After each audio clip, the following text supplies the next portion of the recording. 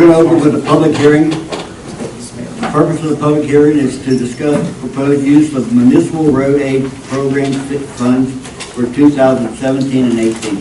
Michael.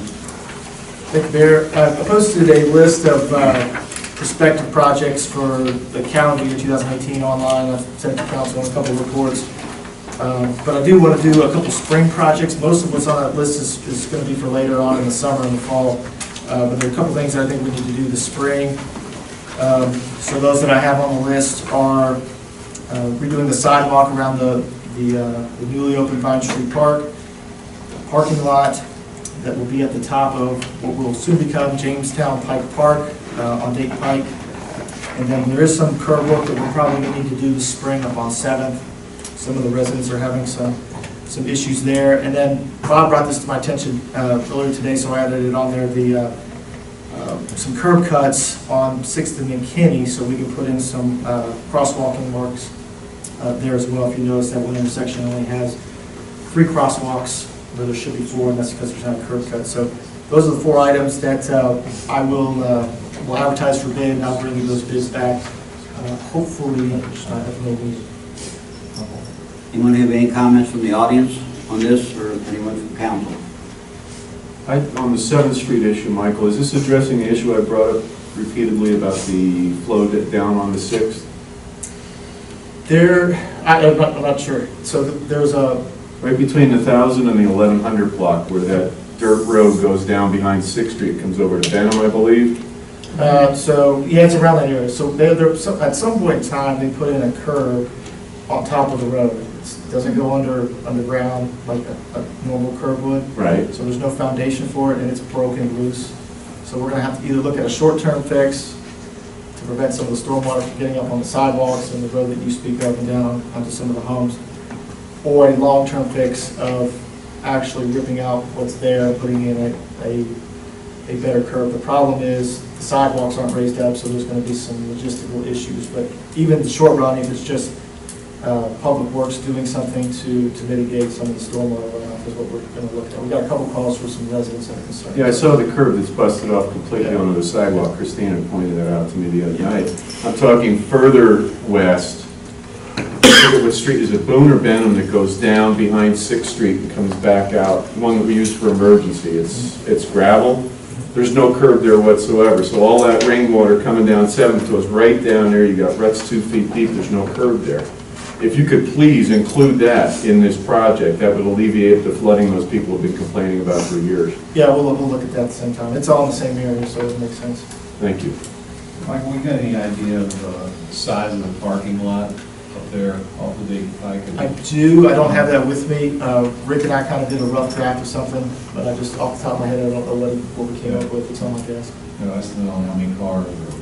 Off the top of my head, I'll get you the information tomorrow. I didn't bring it with me. All right, thanks. Yeah. And was there any consideration, I've asked in the past, that on these lists that we start adding some of these dirt alleys to encourage more off-street parking? I know the funding is limited. We can still look at it. What I had proposed for the summer and fall is still just a rough draft, so we can always add things or take things away. I just wanted to put forward, that was the list that Rick and I came up with the areas that we knew needed immediate attention. So if there's other things we can add, we can certainly do that in the future. So we can continue to have that conversation. The only ones that I wanted to do this spring were the ones I mentioned. I do want to do another round sometime late summer, so we'll do 2 rounds of some paving projects. Yeah, if you put that on the radar screen for some of these unpaved alleys, like I said, especially in the neighborhoods that have a lack of on-street parking, they can't even access anything in the back. Anyone else on council? Anyone from the audience? If not, we'll close the public hearing. Donna, roll call. Mayor Brusky. Here. Member Holder. Here. Member Burns. Here. Member Neary. Here. Member Baker. Here. Member Haas. Here. Member Lynn. Here. City Administrator Giffen. Here. City Attorney Ed. Here. Welcome everybody to the April 3rd, 2018 Dayton Council meeting. We'll all rise for prayer and pledge allegiance. Please remember your prayers when you get to the passed away last week.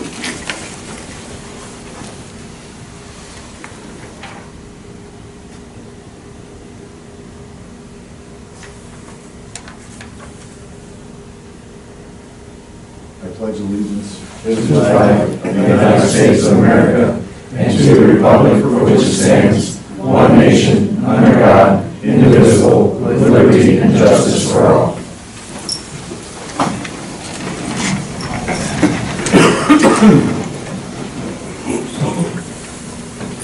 Anyone from the audience like to address council, come up to the podium, give your name, address, and address the council.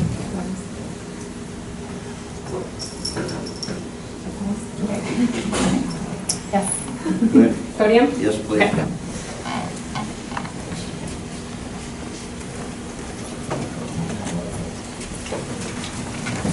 Hi, thanks for the opportunity to speak. My name is Connie Grubbs. I live at 425 Highland Avenue in Fort Collins, Kentucky. I live there with my husband and my two small kids. They're 5 and 7. And I'm running for Campbell County Commissioner in District 1, which is currently the seat held by Brian Painter.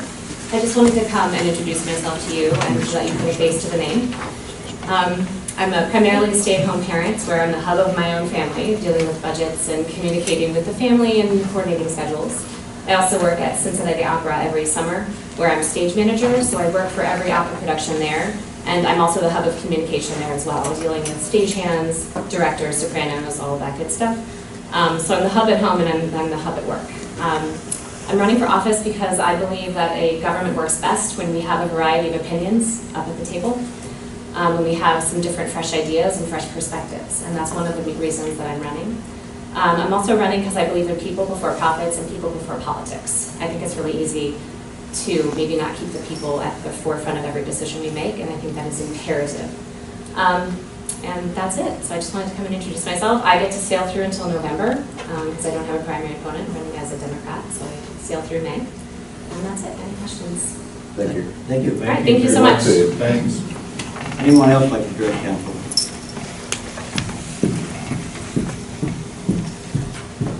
Hi. My name is Rachel Roberts, and I am your Democratic State Senate candidate for District 24, which encompasses Bracken, Pendleton, and Campbell counties. And I, like Connie, just wanted to come introduce myself, to put a face to the name, to let you know just a little bit about me. Some of you I know already know me through my business. I am a small business owner. I have businesses in Newport and also in Cincinnati, and I live in Newport as well. My website, just so you know it, is rachelforkentucky.com, and I invite you to go there because the very first thing that will pop up is a screenshot, and it just says, please tell me what's important to you. So I'm spending this time going around meeting people in different communities than the one that I live in throughout the entire district and trying to figure out what the issues are that matter the most to you that your state senator might be able to help you with. So if you take that time and let me know how I can help you, that'd be a huge help. Thanks so much. Have a great day. Thank you. Anyone else like to address council? All right. Next on the agenda is John Chamberlain, Van Gorner, Walker and Company Incorporated, the auditor. We'll do a little bit on the audit. All right, thank you very much, Mayor. My name is John Chamberlain. I'm a CPA and partner at Van Gorder, Walker and Company in Erlanger, and we did your audit for the fiscal year ending June 30th, 2017. We do appreciate the opportunity to work with the City of Dayton, and I have to give a shout out to Michael and Donna and their staff. They took real good care of us when we were on site back a couple months ago. So I do appreciate that. You should have 3 things in front of you from me. There's a slide presentation that will also be up here on the board. There is a letter to governance and then a draft copy of the audited financial statements. We'll look at the slide presentation first. That's what you pay me for is our opinion, and our opinion is that the financial statements present fairly in all material respects to the financial position of the City of Dayton as of June 30th, 2017. This is what we call an unmodified opinion, and that's the highest opinion that we get. We also look at your internal controls as part of our audit process, and we opine on your internal controls. You have no material weaknesses or significant deficiencies in internal controls that we're required to report. We did make some suggestions to Michael and Donna in the management letter, and Donna's informed me that you're already starting to act on some of those. We appreciate that. As part of our audit, we also look at compliance. This would be compliance with KRS, with state law, with any bonds or debt agreements that you may have, and things of that nature. And we have no issues of non-compliance. I'm I mentioned the governance letter in your packet, and I'm really not going to go into that in depth. It's pretty much boilerplate. We did make one audit adjustment, and that really was just an adjustment to the government-wide pension audit. So the people that closed your books, Rudler and Company, did a fine job of closing your books and took care of that for you. And I did mention the management comment letter that we provided to Michael and the mayor. There were 3 comments on that letter, and they can get into that if they so desire. Let's look at some financial data. This is just the last 4 years, and the green bar is your cash position, and you can see they're very stable over the last 3 years. We like to use a rule of thumb in governmental accounting. That is to have about 3 months worth or a quarter's worth of cash on hand at the end of June. That gets you through your tax collection period. For the city of Dayton, that would be right at $1 million, just over $1 million. You've got 3.3, so you've got about 10 months worth of cash on hand. So a very strong cash position. It is growing. It's been growing year over year the last couple of years. So that's a good sign for the city. The blue bar is just your capital assets, and that's also been stable over the term, over the 4 years, which means that you're adding new assets about the rate that you're depreciating assets. So that's a good sign as well. Your assets aren't aging out. The red is your investment in the Bellevue-Dayton Fire Department, and that had been a positive investment up until 2015 when the pension, unfunded pension liability went on their books, and then that put them basically into an upside down position, and so your investment then became a liability on your books, and you'll see that again in a moment. These are the city's debt for the term. And see there, the yellow is the current liabilities. Those are your accounts payables. Those are things you pay within a few months generally. You've not had any long-term debt up until 2017. And in 2017, when the fire department purchased the fire truck, basically you and the city of Bellevue together purchased that truck and are responsible for paying for that. So you donated the truck to the fire department, and then you've got to work out somehow where the fire department either pays you or something like that. I think Michael's got a plan for that. So, but you added about a $342,000 capital lease to your long-term debt. The elephant in the room are the pretty pink bars. That's your unfunded pension liability. You've heard a lot about this in the news. It's very much in the news now. And as part of the SURS program, the city is required to put on their books every year their proportionate share of the net pension liability of the SURS program. And you see there about $2.05 million at June 30th, 2017. Now there's no one's going to send you an invoice for those. That's basically, you're going to pay that off through higher pension rates, and you're starting to see that with this budget cycle already, the hazardous and non-hazardous pension rates increasing. That $2,052,000, does that include our half of the FDBD, the fire department? No, sir. Okay. No, the fire department's all in that joint venture liability. Gotcha. This is only this. Good question. Revenues versus expenditures. This just shows that you manage your revenues to your expenditures. The green line are your revenues in, the red are your expenditures out. You can see there in 2017 you had about $133,000 net income revenues over expenditures compared to about $79,000 in 2016.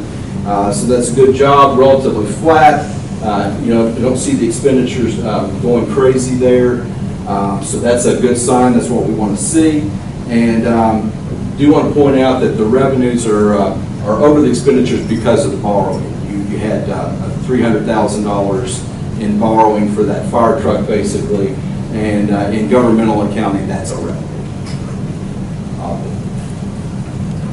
This is your revenue by source, so all of your different types of property taxes, tangible vehicle property, insurance premium tax, $600,000, payroll tax is about $510,000. There you see the proceeds from borrowing here, $42,000.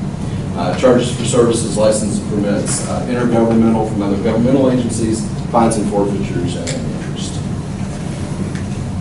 So total revenues of $4.2 million. Total expenditures are right at $4 million.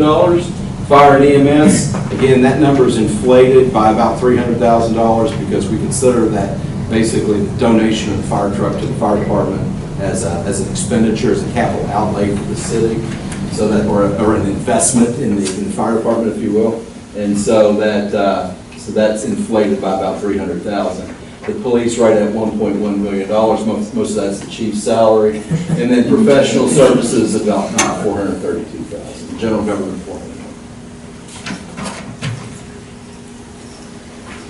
These next couple of slides are just year-over-year expenditures for each of your major divisions. And there in Dayton Green, Dental Green, you see the $1.1 million for the police, about a 7% increase. Again, fire, most of that increase, again, was because of that truck. Public Works, very stable. And general government expenses, slightly more. And then waste collection, I think you got a new contract where you saved a lot of money this year. So Michael paid his salary there.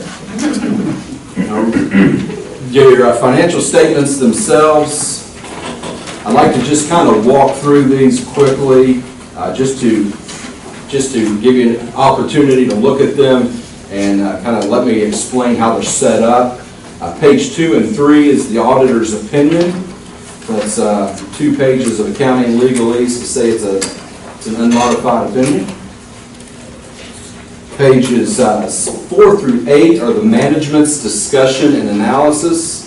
And this is usually where I kind of rap on the desk a little bit and tell everyone, if you don't do anything else, read this. This is kind of an executive summary of the financial statements. It's comparative with 2016. There's a lot of information in there. And so give you an opportunity to be able to get familiar with the financial statements. Page 9 is the statement of net position. This is what's called a government-wide statement of net position, and that it includes long-term debt and fixed assets. So you see there your current assets, capital assets, total are right at $7.4 million. The deferred outflow of resources and deferred inflow of resources, those are like an accounts payable, accounts receivable that are attached to the pension program. It's part of that pension calculation. So it's a number I'm going to say look at on the financials, but don't worry too much about it. It's just going to change every year. It's the changes in assumptions and things like that. If you want more explanation than that, you can buy me a cup of coffee sometime and I'll explain it. The liabilities, you see your current liabilities total right at $150,000. Your non-current, the $342,000 capital lease, about $392,000 in the investment in joint venture, again as a liability, and the 2.052 net pension liability. So total liabilities of $2.9 million, some deferred inflows related to pensions. So your liabilities of $3.06 million. Your assets minus your liabilities, that's your net position, that's the amount of the assets that you actually own. $3.2 million of that's invested in capital assets, net of debt. And so your total net position at $4.8 million. Page 10 is a government-wide financial statement. It's broken down by expenses in the different governmental functions. Grants are pulled out of those expenses or backed out of those expenses. So if there's a particular grant, it's backed out of that expense. And then revenues go down the right-hand side at the bottom to give you an income statement for the government-wide. That one's a bit complicated. It's not our favorite statement to talk about. Page 11, is the balance sheet. This is a fund balance sheet. It's broken up by your 3 major funds and then a column for your 3 minor funds and then a summary column on the far right-hand side. Again, it shows assets and liabilities by fund. And then at the bottom gives a fund balance, which is your assets minus your liabilities for all of your funds. So you see there are total governmental assets of about $4.2 million, total liabilities, again, that do not include long-term liabilities, of $652,000, and total fund balances of $3.5 million. What would be the accounts receivable. The second line there, 614,261. It's mainly taxes receivable. We have a lot of waste taxes, property tax receivable, Okay, going all the way back to 1998, actually. all right, thank you. Page 13 is the statement of revenues, expenditures, and changes in fund balance. This is the income statement by fund. As you see there, the first column is the general fund, the next two are the municipal aid fund and the urban renewal fund, your two major funds, and then a summary column for your three minor funds. The total column on the right-hand side. So again, your total revenues, $3.6 million in revenue, expenditures are right at $4 million, and then the proceeds from borrowing down below and sale of property make that a positive net income of $133,000. Questions on that? I know that's a little tricky. Pages 15 through 31 are the notes to the financial statements. Donna wanted me to read these word for word, but I think I'll just hit the highlights. Page 21 is a capital asset statement. So it shows your assets as of 16 and 17, the additions, the deletions, the depreciation taken. You can get a good overview of the age of the city's assets and infrastructure. Top of page 22 is a summary schedule of the capital lease payable. And that's for that fire truck that I've been mentioning. Beginning in the middle of page 23 and going for about the next 6 pages is a note on the pension. And there's more information there than you can shake a stick at on the pension liability. Encourage you to read through it just to see what's involved. It's a pretty onerous note to write and to read, so I do encourage you to look at it. There is something new in the financial statements this year in the top of page 30, note on tax abatements. These are actually your 2 tax incentives for Grant Park and Manhattan Harbor, and these are required this year. It's a new governmental accounting standard that require these in the notes to the financial statements, so tax incentives that need to be reported. Page 32 is a budgetary comparison schedule for the general fund. It shows the first column is the original budget, the second column is your final budget, the third column over are your actual revenues and actual expenditures, and then the fourth column over is a variance column. And so if it's a positive number in the variance column, that means you received more revenue than you budgeted or you expended less than you budgeted. So you want a positive number over in that right-hand column. And as you can see there, pretty much other than being slightly under on some of your revenue budgeting, your expenses, your revenues, your expenditures, $366,000 under budget. So you've managed the budget very soundly. Page 33 and 34 are the budgetary comparison schedules set up the same way for your other 2 major funds, your municipal road fund and your urban renewal fund. And again, positive variances there, especially in this expenditure department on each of those. Page 35 and 36 are required disclosures for the pension, broken down between hazardous employees and non-hazardous employees. This is a 10-year schedule that will be completed over time. These are required for our accounting standards. Page 37, 38, and 39 are supplementary information. These are budgetary comparison schedules for your minor 3 funds. And that's the Park Board Fund, the Park Tax Fund, and the newly named TIF Fund. So you can see those.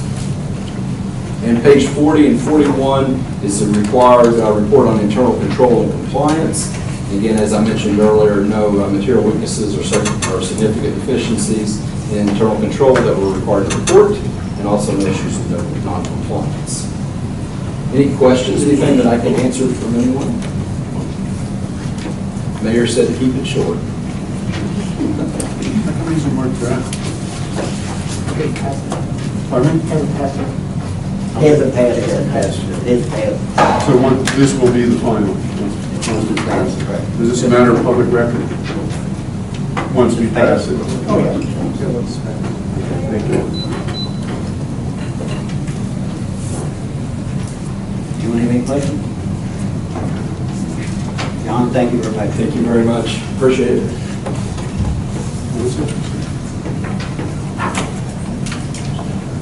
Next on the agenda is approval of minutes from the March 6, 2018 Board of Main Correction and Deletions. It's not any motion.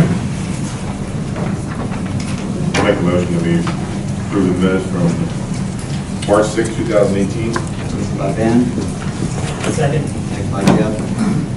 All in favor? Aye. So ordered. Next is Resolution 2018-4R, bond resolution for Arlington Properties Incorporated.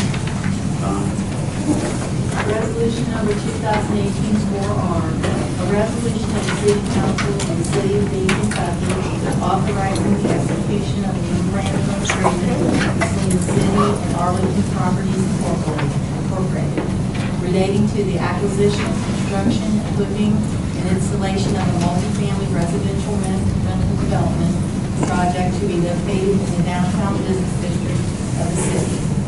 Agreeing to undertake the issuance of industrial building revenue bonds at the appropriate time to pay the cost of acquiring construction, equipping, and installation said project and facilities, and taking other preliminary action. Need a motion? I'll make a motion to pass resolution 2018-4R. Motion by Jeff, second by Jenny. Any comments? Donald, roll call, please. I have some questions, sir. I was waiting to see if anybody else did. It's a $35 million bond that we're being asked to vote on. I apologize. I just read this last night. I got the packet, all the information from you last Tuesday evening and what you sent on Thursday evening, and I just didn't have a chance to get it all. I had printer and personal problems, and I just got to read it last night.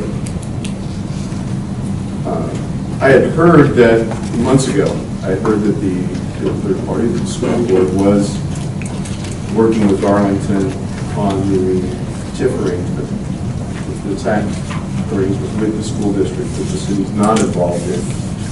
I had no idea this was going on at all. Was this discussed with any committees? Well, first of all, the discussion regarding the school and the developer is strictly between the developer and the school. It has nothing to do with the city. Understood. So until we found out about what kind of resolution they had, we're just waiting to hear as well. But you all got the information is when we got the information that they had wished to do. So you got the information from that information. So this was all put together in the past 2 weeks? Well, I've sent out several other emails to you all explaining this. If you go back and look, so it did just come out last Tuesday again about this program. Longer than that, Jeff. I missed the $35 million part. I thought we were just, I understand the bond and everything, and that the city's not on the hook for this and all. I understand the verbiage in here. I thought that the only thing that was up to city council to decide was the variance for the 5 feet on the east side and then the pattern book. All of the industrial revenue bond is just supported to the city, so it has to come to the city. Jim is a much better expert on this than I am, which is why he's here. Jim, So. you must speak to this. Yeah, thank you, Mayor and members of council. I'm Jim Parsons with Keating and Clecamp, acting as bond counsel on this particular project. $35 million is just the maximum amount of bonds that will be issued. It probably will not be that much. It will basically match the loan for the project. These bonds have to be issued by a city or county or a state agency. And that it's similar to what you've done in the past for other projects. Relative to that. The industrial revenue bonds are not the debt of the city at all. there, so you could issue $1 billion and have no responsibility whatsoever relative to this. Basically, this is a method of finance that provides some property tax relief for the project. And in this particular case, it's a little bit unique, and that because this project is within a TIF district, all the local taxes that would normally be allowed for some incentives and things are really already been pledged to the TIF. So the city taxes, the county taxes, and things like that. The only real taxing entity that has anything that's not part of the TIF is the school district. And so as a result of that, we went to the school district and explained the situation to them, and they were agreeable. In fact, they're very actually supportive of this, because not only will this provide more net revenue to the school district, and I explain why. There is also a provision in here that they'll make a upfront capital payment to the school district this year when the project closes. The reason this is a benefit to the school district is because if this project actually went on the tax duplicate as an assessed property, then they will generate more local revenues based upon that. But it's very conceivable, especially in relationship to the size of this project, to the total city assessment, that because of the SEEK funding formula at the state level, they could actually lose money in the deal. So we actually had several meetings with the school district, with the superintendent and the attorney relative to that. And they're on board for this and plan to adopt this. The bonds themselves, again, are not a debt of the city, but this city must be involved in the issuance. Otherwise, the project, this concept can't move forward. Again, this is similar to what you've done in other projects, and this only is a little more unique because of the fact that when we structured the agreement in lieu of taxes, we had to hold harmless the city and some of the other taxing districts because of the TIF. Because you have, for instance, you couldn't give up, if you gave up real estate taxes, you then actually could harm the TIF pledges you made, and this has been structured pretty closely so that anything that's going to the TIF is not impacted whatsoever. So that's the situation. The project, when the developer was putting together the project, there was some additional costs with building on the river that were unanticipated. It is an issue, and so they needed some incentives to actually make the numbers work here. So it's still a very market rate project of $35 million or more total project. Again, the amount of the bonds, we usually overestimate that in some of these initial resolutions. The actual amount of the bonds will be probably under $30 million when we finally get to the actual closing. There is a process we have to go through. After City Council approves this resolution, then the project will go, the concept goes to the state level debt officer, who has to approve the project, at least the idea of the use of the bonds for it. After that's done, then we'll come back to the city for the official bond resolution issuing the bonds. At that point, a lot of the financial terms will be decided. We will structure everything and provide, it's almost a turnkey type thing, where we'll be providing all the documents, drafting all the documents. Again, the city has absolutely no liability whatsoever. This is just a conduit financing to allow this project to move forward. There was one question I got from Michael earlier today. There's a reference to downtown business district. That has nothing to do with your downtown business district. That just means that the city has these projects, so it has nothing to do with zoning or a designated district per se. It just means that the city could actually designate the entire city as part of the downtown district for purposes of these IRBs. It's totally separate from the normal zoning thought and things. And so that's why, but there is a reference in there relative to that. So tonight we are going to be asked to take what actions, sir? This inducement resolution simply says this is your intent to issue bonds for this project. Okay. It's not the issuance of the bonds. Okay. And then it's just basically to say the developer and everyone, we're willing to issue the bonds for this project under these terms.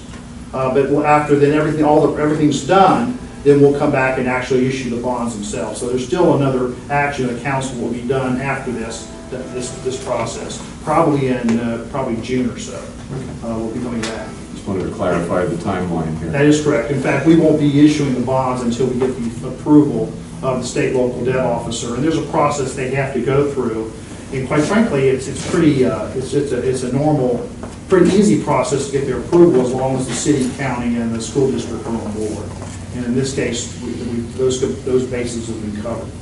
And I'm presuming our city attorney has been, this is fully vetted, correct? There is one thing I noticed, even trying to watch the basketball game last night, everything else, on your, on these pages where you have the site maps. Yeah, that's just an attachment of the draft site map that we wanted to provide a description of the site. And so we didn't, that hasn't been completely recorded yet, so I just attached the actual proposed plat for that area. That area, part of that area down maybe closer to the marina, is any of this property part of Campbell County School District?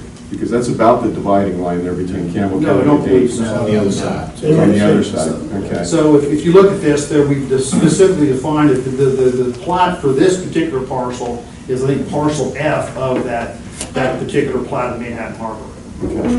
One other thing I noticed, that the owner on these 5 or 6 documents, there are 5 pages, the owner is City of Dayton, 308 6th Avenue, Dayton, Kentucky. I believe that's the address of our former and late city attorney. Well, let me explain that might have been how the engineer did it. Right, it's part of the engineering design. The reason this is done, a portion of this property is already in fee owned by the seller.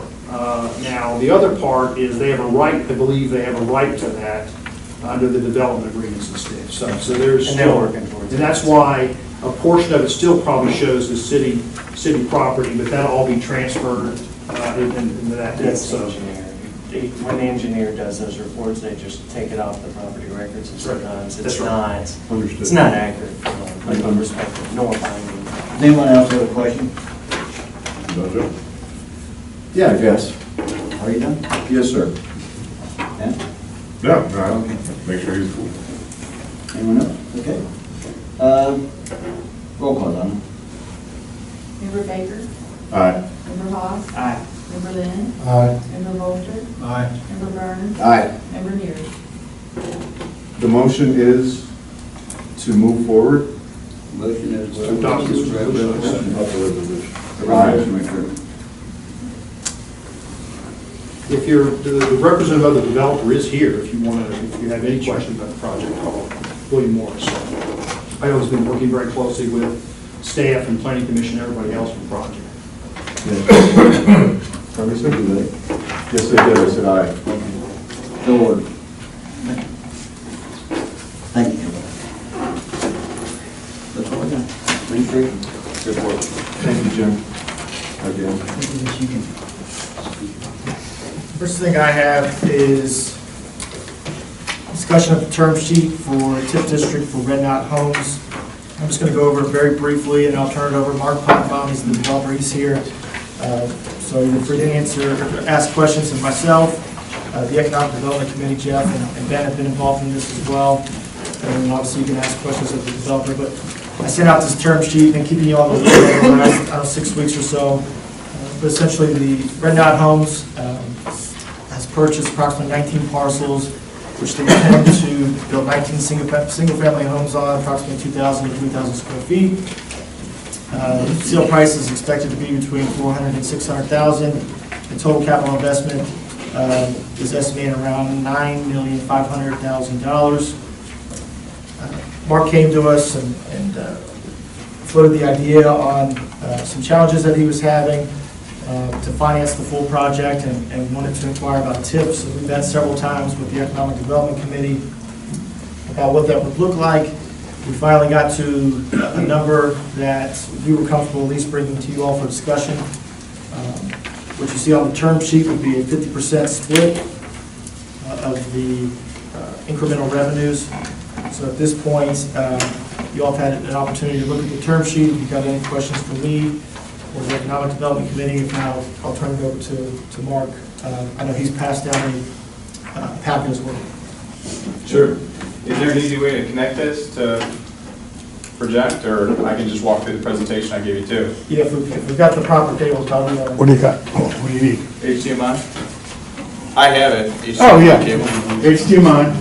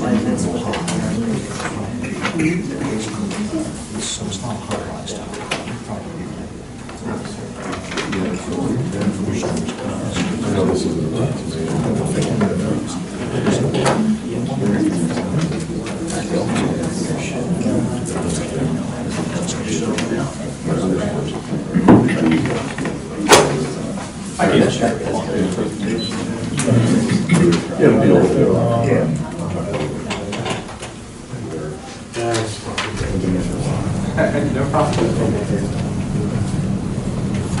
I'll just walk you through the slides here.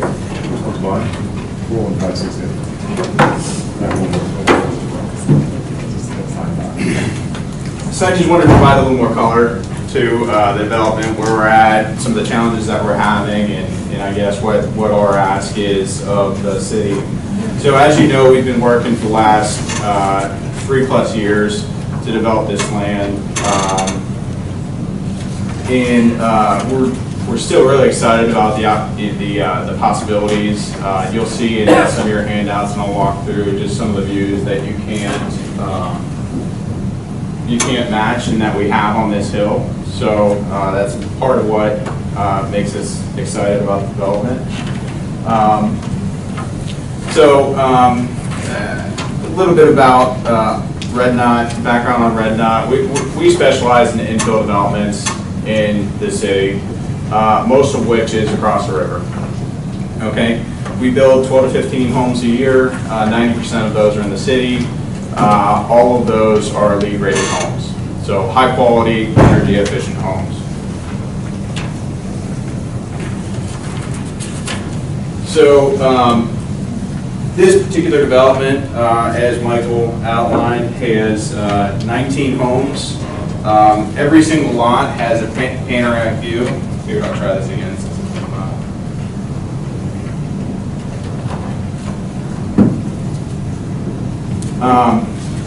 We carry kind of those LEED specifications that we talked about through every single house we build. So it's highly efficient furnaces, high R value insulation, water efficiency, everything to build a high quality sustainable home. We did put in place a number of covenants and restrictions on the development to maintain and preserve the value of the homes that we're going to sell. And our targeted sale price is anywhere from the low 500s to mid 700s. I put some example floor plans on the next page just so you can see what we're trying to build here. This would be a higher end home.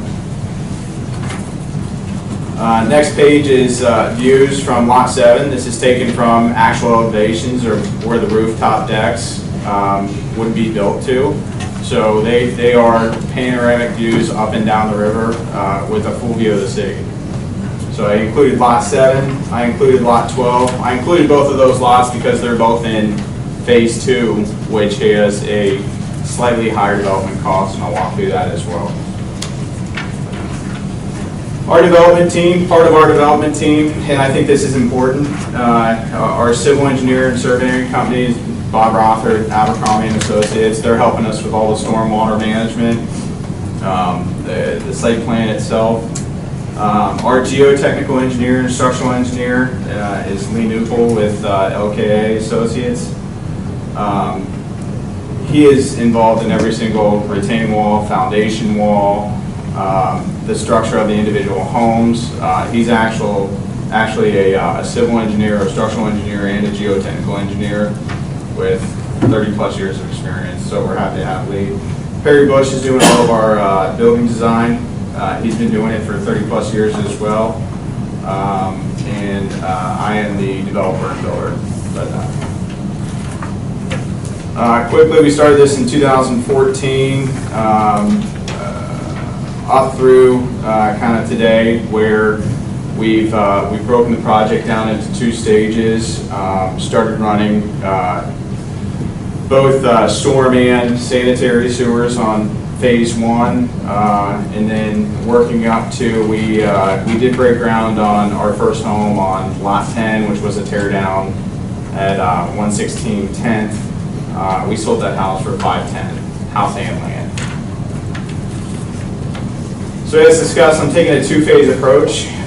Phase one being the blue area on the next slide. It would have helped if I would have numbered these slots, I guess. Blue area is phase one, yellow area is phase two. Phase one is in progress currently. If you drive up the hill, you see that we've moved a lot of dirt. The sanitary sewers are in, the storm extensions are in. We've moved 4 telephone poles, so we're ready to go there. Phase two, we had not touched and we don't intend to touch until we can get the development moving. They are the largest lots. I think they will have the highest resale. They have with that, they'll have the highest potential build value. They are the most expensive to develop. Next slide, I gave you some street scenes of Walnut Street and 10th. I had a flyover so you could see it a little bit better, but that's kind of a snapshot of what that flyover looks like. A view from Walnut Street, I included this because this is the side where we're going to bring a private drive up to access lots 1 through 9, 11, 12, and 13. So I'm going to walk you through some of the development work in phase two. So clearing and excavation, that's pretty straightforward. On the clearing side, it's going to be a managed clearing, meaning we're not going to strip the hillside because we'll be battling erosion issues. But when the time is right, we will cut the hillside down. As part of the approval that we received for this development, we agreed to install this driveway no higher than a 12% grade. Currently it's around 30%. Okay, so we'd have to cut that hill down quite a bit to get a manageable drive in there. The driveway is going to be around 300 feet long, 20 feet wide. We will have a retaining wall on the north side of the drive. It'll average around 6 feet. It will get 12 feet tall at its highest point, which is right in front of lot 11 here. Currently, the sidewalk ends in front of what I'm calling lot 10 now. It used to be 116 10th. When we develop this property, we will extend the sidewalk all the way down to Walnut. Like I said, it doesn't exist today. When we do that, it's a straight hill down into the street right now. We will build a retaining wall with proper drainage behind it, etc. And then we'll also require some retaining walls on the top side of 11 and 13. I've highlighted them in red on the respective slide. We will extend gas and electric to all lots. We'll have to move some additional telephone poles on that side of the development. Big one is probably stormwater management. This is going to be a tremendous benefit to this area. I don't know if you guys have been up there when it rains, but it rushes off that hill currently. When we build these retaining walls and the homes associated with it, all of the drainage is going to tie into the storm system. So it's going to release down into two detention basins that we have here at the back of lot 1, and then that will be released into the combined system. This was designed by our engineer, approved by SD1. So that will take all the water off of what will be hitting the roofs, behind the retaining walls, around each foundation. So the foundations will serve as retaining walls as well, in addition to any sump pump discharge, if there is any. Currently, the sanitary sewer ends at Thornton. It also, it did not run up O'Fallon either. So we'll be doing quite a few extensions of the sanitary system. One will run all the way down 10th here, and then we'll do another extension up the private drive. Essentially, here's our problem when we take a look at sales price in market conditions versus development cost. Total development cost under just 1.2 million. A lot of that is driven by phase 2, not all of it. And right now that combined cost is around $62,000 for a blended cost, which is outpacing the market. So here's why I think, next slide is why I think the development isn't progressing. We are the sole developer and have invested a little over $400,000 to date. Plan was move some dirt, show some people the views, and we'll sell lots. It just hasn't happened yet. We did sell the one on 10th. We have not made any sales on O'Fallon. We've had paper listings for a little over a year now. I say paper listings, they have some renderings, show floor plans, we've listed at various price points, not a lot of movement. So at this point, we've debated different strategies, we've met with the city, and that's where we came up with a potential solution that could help move this development along. So talked about a little bit about how the developed cost is above what I think market price is. Infill new home construction is somewhat of a not new concept in Dayton. I wasn't able to find any comps of infill developments. You'll find cluster developments like Manhattan Harbor, etc., but you won't find infill construction. I think that's important. I think that is, if you go across the river to Cincinnati where we're building most of our houses, that is most of the development. Tear downs, development of empty lots, etc. People don't buy paper listings, and people don't want to be the first ones into the development. So I think those are the issues that we're having. Strategy is I like to get the price of each lot down, and I'd like to create further activity via market home, marketing programs, home shows, etc. All of that needs an additional investment by Red Dot. So my proposal, which is outlined in the tip sheet, and after conversations with the city, implement a TIF for the proposed 50% sharing over a period of 30 years, and then partner with the city to secure some form of signage to direct people up the hill. It seems small, it's so important though. Here are some numbers on the TIF. We ran these at $500,000. Sale price, 19 homes, $9.5 million tax base. That number could go up, but we think that's a good number. In the associated payments from that over time. I show you how we view those payments over time just by discounting the cash flows back to present value. So when I take a look at that present value cash flow, compare that to our development cost, I think that brings the lots back down into from 62 down to 50-ish. I think that's saleable, and I think that becomes competitive with other options that other people have out there. Essentially, thinking is, I'm going to build the same house, whether it's here in Dayton or in Cincinnati. I can sell them the land cheaper, which brings them across the river. Okay? So I try to line up here why the development isn't progressing, why I think it can progress. Okay? So an arrangement like this aligns interests and becomes more attractive to a company like ours. Lots will be more affordable, and if I can get a few homes going on O'Fallon, I don't think people don't have to use their imagination any longer. They can see the view, they can see how great the home is, and I think that spurs the rest of the development. So I don't have everything on here. One thing's missing is tangible insurance, premium taxes, but City of Dayton's value proposition is clear. That site is vacant today. It's been vacant for years, so it creates a tax base.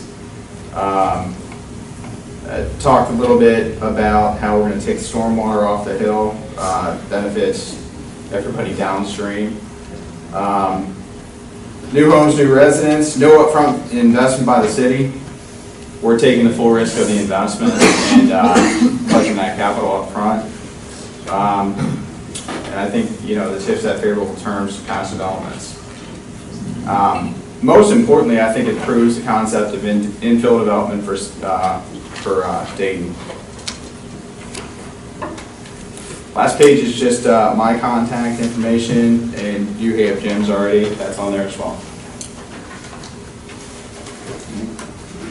Anyone, council, any questions for me? Yes, Mayor, I have a couple of questions. I want to tell you, I'm for this development, but I'm disturbed by the way you have progressed. My city manager has told me very eloquently that this is a construction zone. I respect that, but I also respect every citizen that lives up there. And quite frankly, on Old Fallon Street, when you're just putting the sewers in, you allowed your straw and gravel to just come down the hill and go into that sewer. Now, I know you put some buffer there. No, what the buffer did, it allowed water to go in there, but it didn't allow the rocks and gravel to go down because you didn't clean it up, and it went on down to our neighboring cities. Come right up where you built the new home at, you left trucks up there for some 2 weeks. You couldn't even see that there was a stop sign, and we had to put a sign up there that says oncoming traffic does not stop. Now, on up from there, and by the way, when you built that home, instead of quitting at 5 o'clock, you might be telling them guys to quit at 4:30 and sweep the mud and the gravel up, that they let it go out in the street. I have a problem with that. Now you're going to tell me you're going to build on that hillside there on 10th Street, and I understand that. You just said you wasn't going to take the trees and the grass off. Eventually you're going to have to take that off. Sure. And you said he's also going to put up a retaining wall there, right? I guess right adjacent to the sidewalk you're going to put in? Is that what you, because the way I look at your thing right now, the retaining wall is going to be in back off Walnut Street. Are you going to put anything on 10th Street at all? Sure, there'd be a retaining wall bordering the sidewalk. Okay, how high would that be, sir? Approximately. 3 to 5 feet tall. Very good. Okay, my concern is that you're not being very neighborly up there. I know it's a construction zone. I'll repeat this 3 times because Michael told me to do that.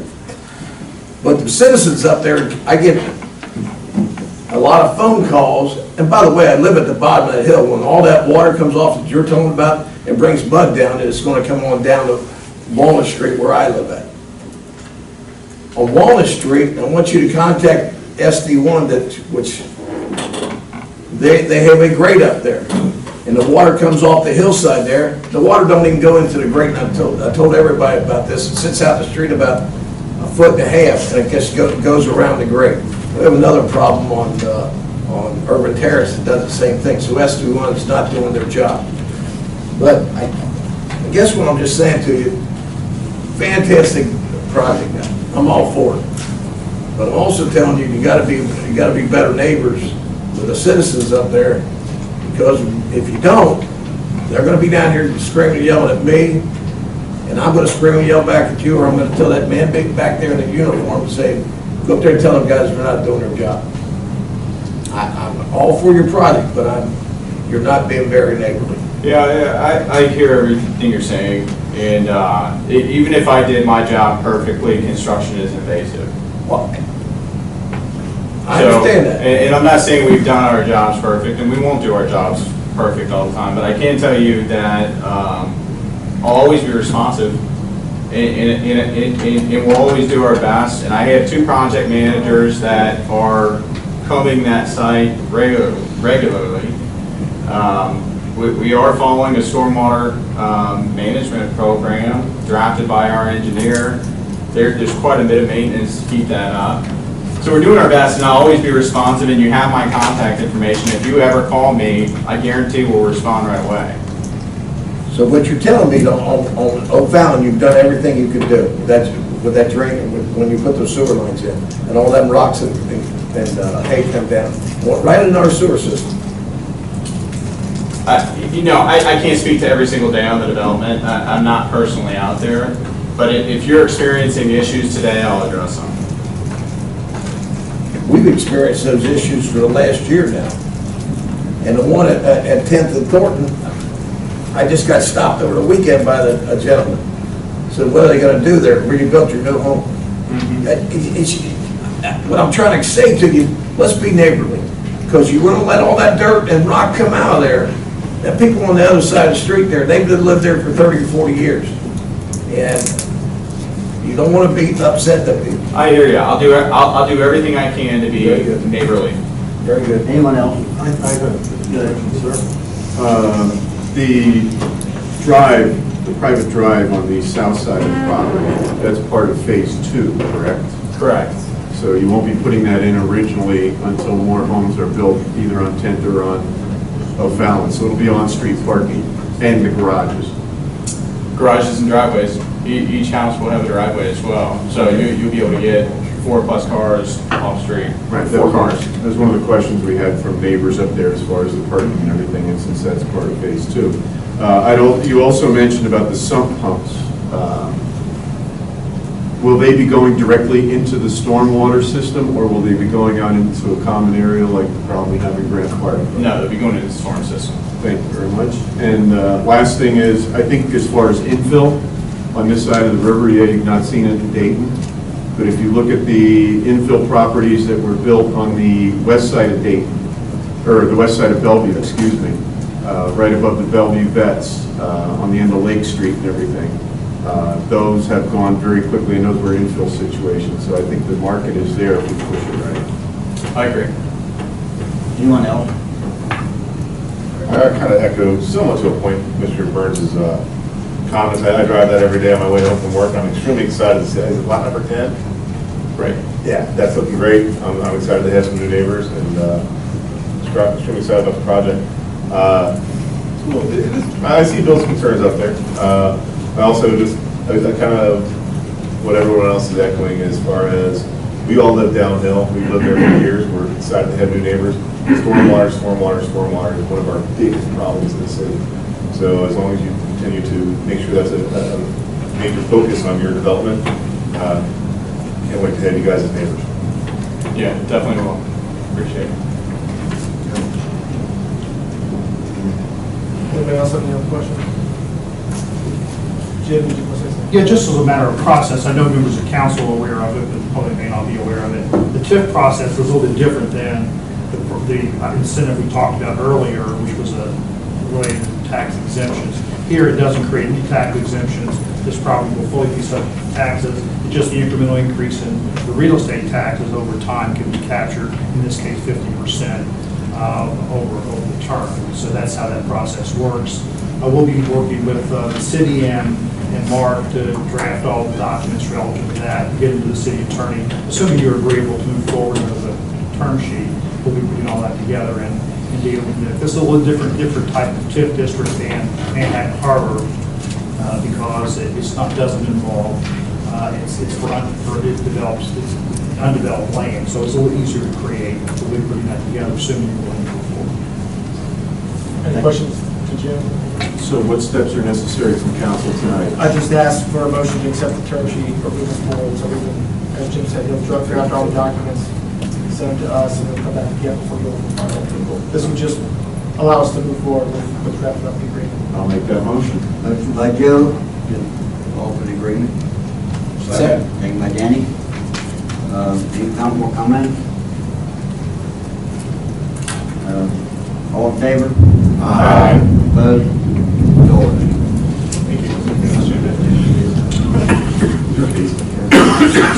Okay. You're in it. It's also the roof. Next item I have is bid for sale of surplus properties. This is coming for you all. We advertised for bids for sale of 207 Fifth Avenue. There was one bidder, Ben Geltner, $4,000. I would like to entertain a motion to accept. So be it. Need a motion? Motion by Bill, Second. second by Jeff. Any comments? I thought the property value, the assessed value on this was 6,500 on the books. It may be. You only got one bid though, Take whatever you want. You can take it or leave it. You don't have to take the bid. Understood. Just want to make that clear. Any more comments? Donna, roll call, please. Member Haas? Aye. Member Lynn? Aye. Member Bolter? Aye. Member Burns? Aye. Member Neary? No. Member Baker? No? The ayes have it, so ordered. Next thing I have is a bid for 6 ornamental streetlights. We only have one bidder, that was Duke Energy, $28,043.58. This is for 6 ornamental streetlights, 2 on the intersection of 6th and Walnut, 2 on the intersection of 6th and Vine, and 2 on the intersection of 6th and Urban Terrace. So I'd like to ask for a motion to accept Duke's proposal for these lights. I make the motion to accept Duke's proposal for the purchase and delivery and installation of 6 ornamental street lights along 6th Avenue. Motion by Ben, Second. second by Jeff. Any comments? I thought this was already in the budget. Any, that's your comment? That's a question. It is, but it's a bit over 20,000, so we have to get it approved by city council. Understood. I'd just like to make the comment that we talked about this in the Main Street Board meeting. I know some people don't agree with me. I would rather see new street lights. The street lights that we have right now. Last night I drove through twice, and at least 2 of them were out in the middle of the night. They're old, they're yellow. I think that's one of the reasons why it looks a little bit different when you drive in from Bellevue to Dayton. I realize these are ornamental lights. I also think that putting one on the corner of Vine, I expressed this to Mr. Yoder at the Main Street Board meeting. Vine Street's lit up like the sun anyway from the Shell station. I think it's a little bit of a redundancy there. Pardon me? Walnut, excuse me, yes. Vine, yeah, they could use it, and definitely on the 2 corners on Urban Terrace. That's my comment, sir. Anyone else have any comments? Donna, roll call. Member Lynn? Aye. Member Bolter? Aye. Member Burns? Aye. Member Neary? No. Member Baker? Aye. Member Haas? Aye. So ordered. That's actually phase 2 of the project. Obviously, the installation of the lights is the final phase. The first part of the phase involves a different contractor digging the trench and running the proper conduit. We had 2 bids for that. A little bit was Charlie Knapp. They came in $17,366. I'd like to ask for a motion to approve Charlie Knapp to do that phase. Make a motion to approve Charlie Knapp to that phase. Motion by Jeff, Second. second by Bill. Any comments? Donna, roll call. Member Bolter? Aye. Member Burns? Aye. Member Neary? No. Member Baker? Aye. Member Haas? Aye. Member Lynn? Aye. The ayes have it, so ordered. That's all I have. Oh, yeah. City Attorney's report? Just one item for council. A attorney and property owner at 329 Silver Street approached me about a property we own at 325 Silver Street, on a map on the 4th page, marked 325, and a square lot behind that, which is an unnumbered lot on Edwards Avenue. Both city-owned properties. They were interested in seeing if we would be ready to let those properties out for bid, as they're looking to build a new home on the 329 property, being told that, it could be $250,000 to $300,000 home that's going to go on that property, and they want to make sure for the size of the home they're building, they're going to have enough space and the view on the back end to build that size of home. So I just asked for a motion to let us go ahead and put that out for bid, and then once we get the bids back, you can make a decision on whether you want to let those properties go. We'll do that when we get the bids. So you want a motion to? Just to allow us. Out for bid? Yes. What are the? It's 325 Silver Street, and then it's it's technically called an unnumbered lot on Edwards Avenue, is the square lot there. Make a motion that we put lots of 325 Silver and the square lot of Edwards out to bid. Motion by Jeff, Second. second by Joe. Any comments? This is the first I've heard of it. Try to check it out real quick. Have the neighbors been notified? No, we haven't talked to any of the neighbors. The property's at 1029, 1215, as you see on that sheet. On the other side are vacant lots. If you look at page 4, I provided you that. So that way you see it, but that's all vacant there, this side of it.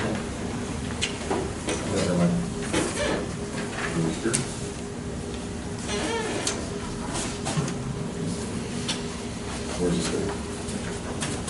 I'm all for getting out of the property owner business for the center. Me too. Great, they do.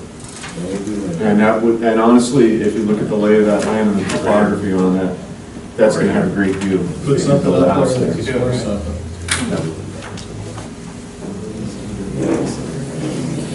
We'll do the just today. Okay, we have a motion on the floor and a second. Any more comments? Oh, wait, I need a roll call vote for this done. Member Burns? Aye. Member Neary? Aye. Member Baker? No. Member Haas? Aye. Member Lynn? Aye. Member Volter? Aye. So ordered. Okay, anything else? No, that's all. All right. Department heads, Donna. Yes, sir, I have anything. All right. Bill?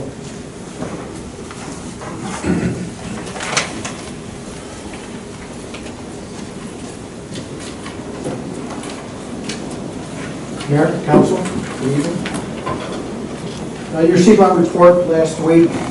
For March, we closed 35 case reports. That still part of that is closing up some of the things that have been left open by Rich. A big majority of those are things that people have already completed, and some of those were violations that I issued, and people have completed them in the time they were supposed to. So we're 35 cases closed for the month of March. The activity report, as far as violations and citations, there were a total of 66 issued, 16 were citations, and 50 were violations. Those violations can range anywhere from the first violation to the second violation to the third violation. And the citations as well. First citation would be 250, second citation would be 500, and the third citation would be 1,000. Of those 66 letters that were issued, one was issued for a nuisance property, and I spoke with the owners who actually live out of the city, and their son is a resident of that property. If you look at that, it still remains open, and the reason it remains open is the nuisance works on a 365-day cycle, not a calendar cycle or not a fiscal cycle, 365 days. So it starts from the first day of the first violation. So the first one, there was 4 for this particular property. The first one was issued in March of 2017, and then we had 3 additional. One was issued in February of 18, and 2 more were issued. 2 more runs were responded to in March of 2018. Of those 4, the way we consider them being a nuisance property, 3 were drug-related and 1 was an assault and a fight. So that qualified for the nuisance property, and 4 violations issued in a 365-day period. The first one has dropped off, but we still have 3. So it remains open because if there's 1 more, then that turns it around and we have another one issued in that 365-day period, which remains in 3 or more violations. So these people will start to understand when we get calls there and respond to drugs, our officers will note that it's noted in the CAD system through dispatch, and we'll follow up that on the code enforcement end, and we'll start hitting these people where it hurts. The first thing that the mother said when she came in, or when she spoke to me on the phone after she came in and paid the violation, was that she's probably going to have to sell the property. And I explained to her that in every one of those calls, her son was present. Our officers are doing a good job as far as marking the CAD and noting who's there, which allows me to go forward in pursuing this nuisance. So that still remains open. Of the 66, 18 were issued for vacant property. That's failure to register vacant property. 16 of those were violations and 2 were citations. So we have stepped up enforcement on that. I'll be following up on that as well. One of the other issues that we had were on signs. I don't know if you all noticed when you're driving down 6th Street, some of the clutter that are hanging from the poles are now gone. The biggest violators were Riverside, Family Dollar, Hansman's. Those things that were put up on poles with zip ties are now gone. So you'll notice that any signs that you see posted on poles are bolted on poles, and they look okay being there. One would be the small lottery sign that's in addition on Riverside that is attached to the poles, and they also have some tow signs that are attached as well, letting people know that if you park there when you shouldn't park there, you can be towed at your own expense. All zip-tied and temporary signs have been removed from those locations. We do have one issue that I'm still working with the restaurant across the street from the city. They have a nice, it's not, we're still, I'll talk to the attorney about that. It's kind of a flag, kind of a banner. It's put in a nice flag pole holder, but it's very large, and it says it's a lunch banner. They said they got the approval from the prior code enforcement officer, so we'll come to some kind of a resolution, but as of right now, that's still there. Does anyone have any questions on my case reports, on my closed reports? I'm glad to see the number of vacant house violations. We still maintain that's the biggest problem we have in town, bringing down property values. My question to you is, how are you getting those reported? Don't take this wrong. You don't drive around at night and see which houses are dark. So who's reporting these as vacant?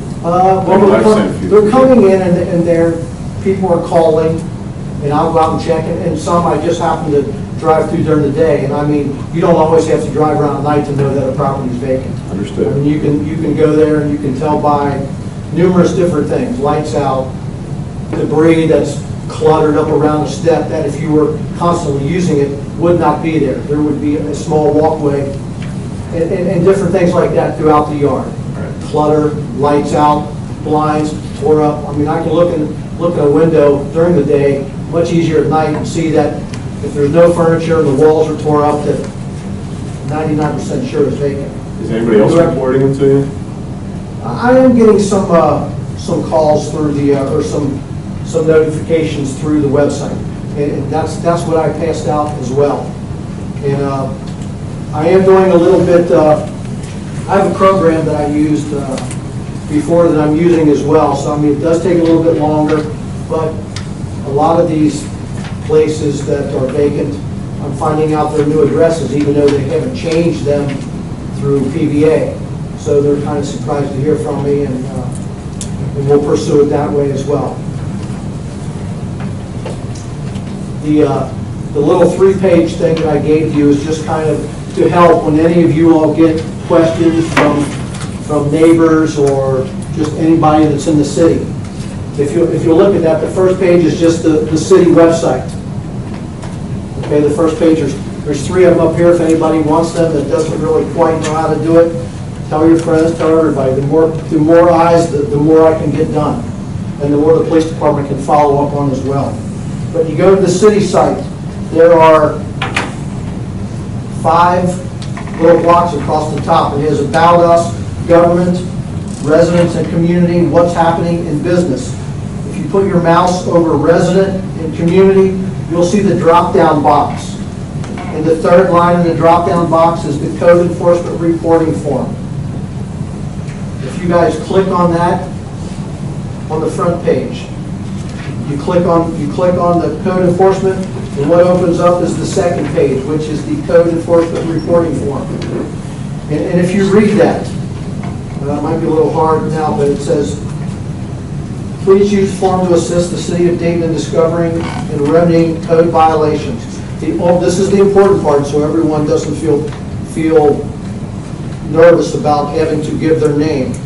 The only information required is the address of the violation and hopefully the type of the violation. So the first few lines, first name, last name, address, phone, email, is all optional. The only line that is necessary is the address / location of the alleged violation.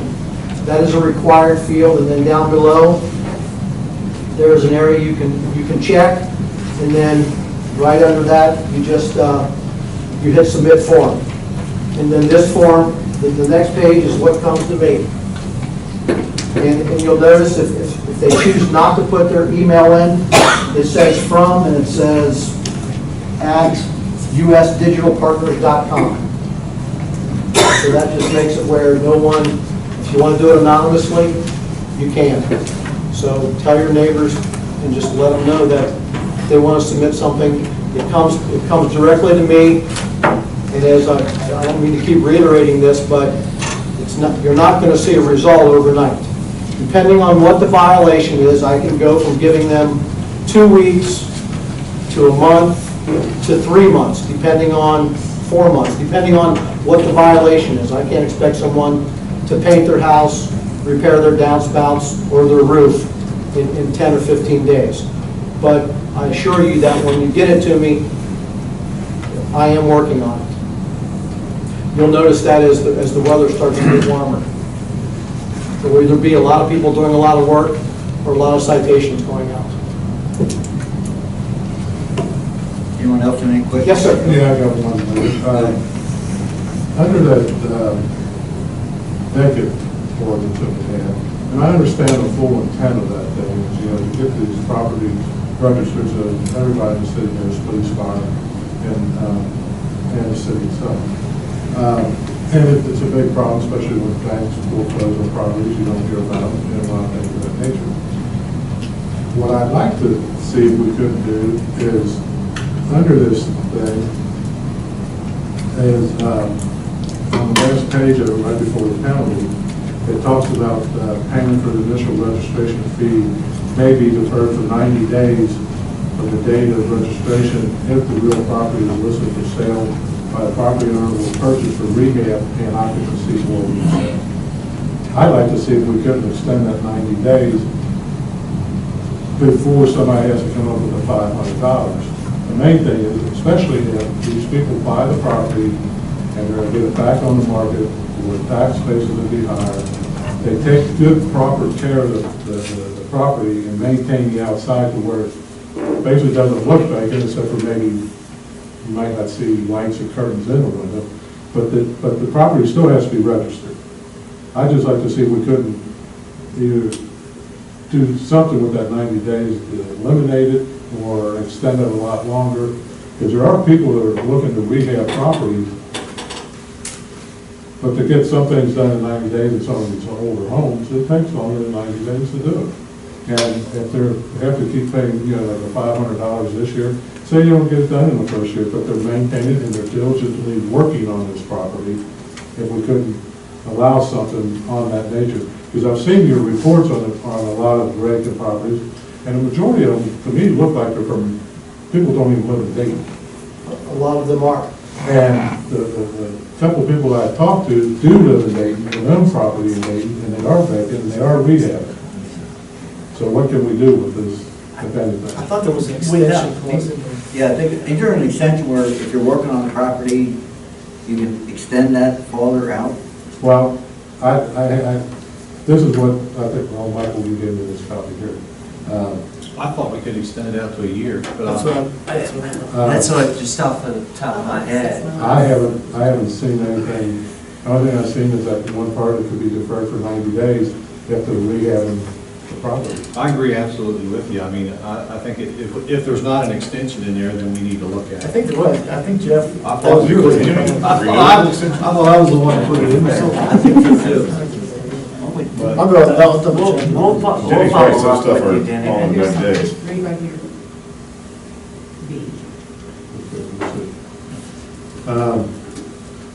No later than 60 days after the real property becomes vacant, the owner of the real property shall complete and submit a vacant property registration form to the city clerk treasurer.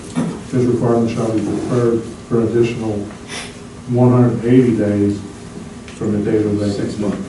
So it's 180 days. Can it be renewed after that, or is that the final extension?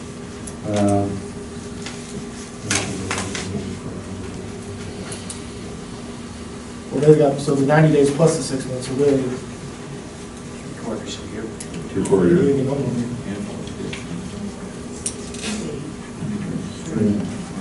Then you gotta stop it. If they don't have to register till then Then they got 90 days. Then they got after 90 that. So days. they got 3/4 of They the don't year. have to register until Right, which is still, They got 9 months. right, and I still think it should be longer than that. My personal view, because I know, Just wondered, I agree with you 100%, Dan. Where do you think that it should stop? Eventually, after 5 years, people refiling. yeah. But so is it a year that we would be Well, permit or? I personally wouldn't mind seeing something close to like a year and a half, providing that they are working on this property. All right, so that they paint like a pole and say, hey, look, I'm still working on it. Right, you got to make some improvements to this property. Well, why don't we just put this in committee and bring it back and do the Economic Development Committee, which is Jeff and Ben and you, and look it over and try to come back with something that's really workable for everybody. We'll meet next week, so just throw it on the agenda. Throw it on the agenda, Michael. I think if they have filed for any type of a construction permit that's visible on the property, like they're supposed to do, that's not considered vacant to me. Somebody's actually working. If you're doing plaster work, you necessarily need a construction permit. Well, let that committee figure that out and bring it back. Okay. Thank you. Good point. Thank you. Thank you. Thanks. Thanks, Phil. Keep up the good work, Phil. Appreciate it. Next, Bob.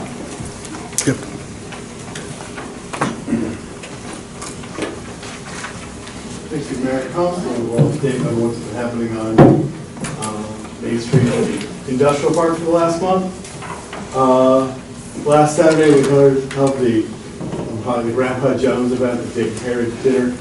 I think it went really well. We had over 40 attendees there. We had beans and cornbread provided by the Turtle Lake for free. We sold out. I didn't get any, but that's okay.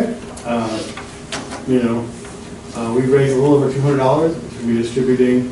If you were there, we had a little ticket thing going where you could say where you wanted the money to go. We're distributing it to the Dayton Heritage Museum, the Dayton Schools Chess Club, River Ducks Youth Football, and the Civic Club. I really want to thank Kelly Herbert for all her efforts in getting this going.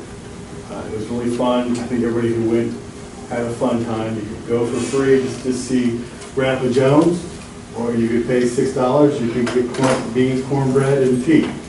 And that's a pretty affordable night out for everybody. So I want to thank everybody for that.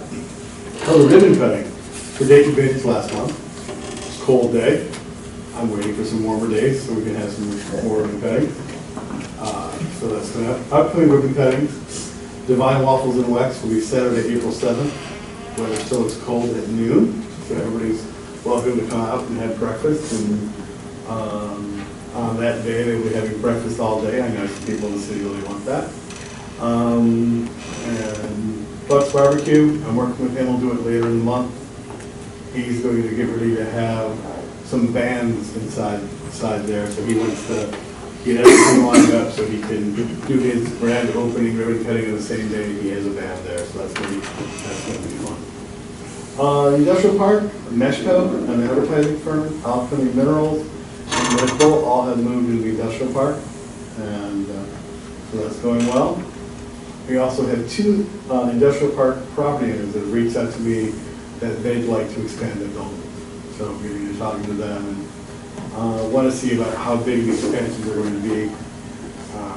But that's there.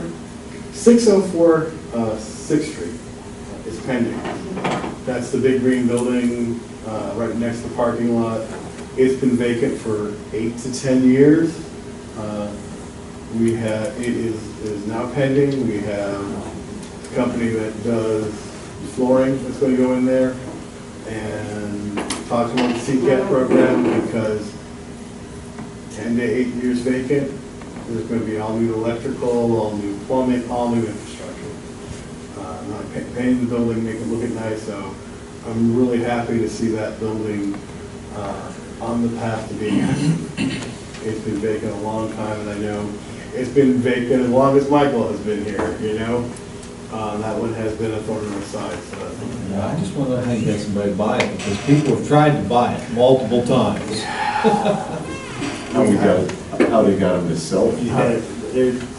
It's not counter eggs. It's not gonna It's just pandemic. I don't say any more than that. I'm hopeful, and all my fingers are crossed. A couple other things. I'm working with Michael at River City News, talking about doing an article on the Dayton restaurants. We need to get together on that, and corner you when you leave. And also got some more grants going on. We're wrapping up the Sergeant Park grant. The only thing I'm waiting for on that is I talked last month, I was going to have the tree service come in and give us an estimate for the cost to take down the dead and disease ash trees. That could be a problem there. So when I get that number in, I'll be all ready to send it in. And OKI has just opened up transportation alternative programs and surface transportation road Kentucky grants. And we're starting to talk about that. We have some ideas for next month. But those are open, so we're going down there. So, hey, things are going well. Sounds good. All right. If I could, with the sidewalk pump outs. Yes. We talked about that at our March Main Street meeting. Got some good suggestions. GRW has that. I talked to them last, I have not followed them up yet this week, but I talked to them last week and they're working on incorporating those suggestions into the design. If I could make a suggestion on that, one thing that I saw was a city that was doing that, was considering doing different bump outs and sidewalk configurations. They did temporary ones with like cones and chalk on the ground and everything before you start pouring concrete, just to see how they work. I think we'll get these pulled up. That's a very good idea. It's, you know, kind of like the parklet concept, right, which is, you don't know that's to take a parking space and make it a little park, but to make it out and see how it would feel and what the problems would be. But GRW is working on that. I haven't followed up after Easter, so. All right. Thank you, Bob. Thank you. These were good. All right, good. I didn't get any. Take my word for it. Captain Hall, Fire Department.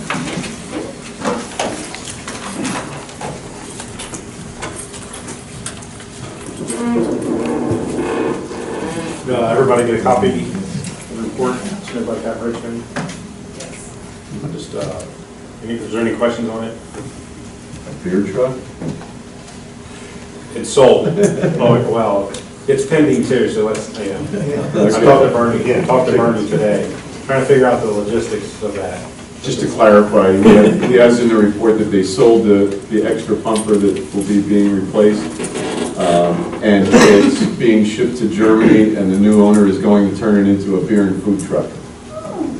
So our fire department's not going to have a beer truck. So it passed the DOT inspection that it needed to do to leave the States. It just got back from that, so it's really good to go. It's just figuring out the title and lien and how that's got to go, you know, once it leaves the firehouse. So, because it's as much of a done deal as it can, other than some or whatever. So it's sold. I got a question. Yes, sir. You got in your report about the radios. And I did want to clarify something on that, because I noticed that tonight. The price that he had is actually a little bit lower than what our current pricing is on radios. I do know that. So, I mean, if you're using that for a figure for budgeting reasons. My question is this, I know at one time you guys have been looking into grants for trying to offset the radio cost. And the other question I have is, has there been any final timeline for when we have to purchase these radios for the police department and fire department? Not a final, so, well, to answer your first question, we do have a grant submitted, the AFG grant. They start issuing that probably in June. And maybe by the end of June, we would know if we got that grant. And that was just for basically startup, just if we had to go tomorrow to this system. The last radio meeting that I attended, the regional radio meeting, we're going to have, they're saying we're going to start purchasing them probably in the fall.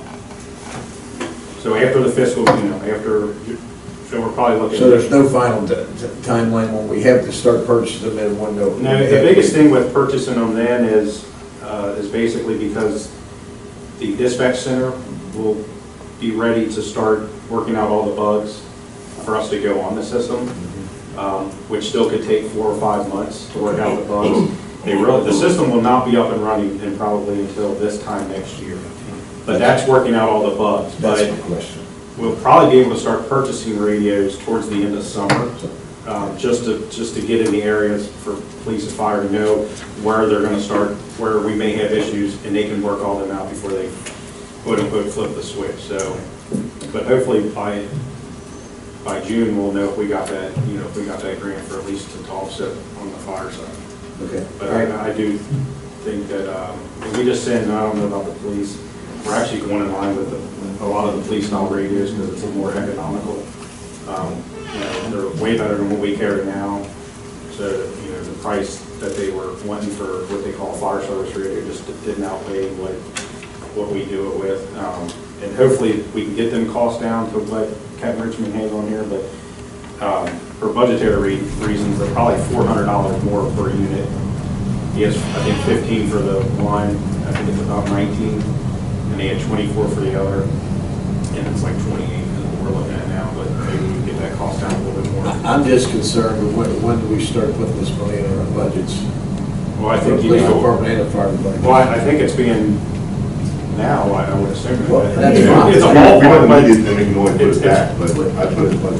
yeah, because on top of the radios, we still have the actual infrastructure for the fire department and the police department. Right. Put the towers in and. Did something change? Because originally it was supposed to be Boone was supposed to kick this thing out, then it was supposed to went to Kenton and then into Campbell. Has something changed since then? I think the fiscal courts got together, and I think economically, it made more sense to go as a group, and instead of saying, well, we're going to price out Boone County, we're going to price out Kenton County, and we're going to price out. They're trying to do that. They're trying to do that all along, is to try to get tri-county compliance, and Boone County wants to do it on their own, but I think But they changed. Kenton County still may go ahead of us, because like I said, the infrastructure is probably going to be done late summer, early fall. Kenton County may actually roll theirs out quicker than us, so they can work out more bugs. But when they went out to bid, I mean, it was millions in savings by combining all 3 counties together instead of rolling it out from county to county. And that's what we're doing with the radio pricing too. So, we're pricing out radios with Florence and Hebron and Erlanger and everything like that. They're trying to get, because they just know it's such a financial impact on the cities that that's the ones that we're trying to lower the cost for everybody. Do you know what it's going to cost for the fire department? Do you know what it's going to cost for the police department without grants? Yeah. There's no grants available for the police departments. The fire department does have the grants out there, but there are none. The only way we can save money, and we've talked about it, is to go in as a whole, as Campbell County, and buy that in bulk. So the more you buy, the more savings you're going to get. That's the only thing we're looking at. Do you have a ballpark figure what it costs you for?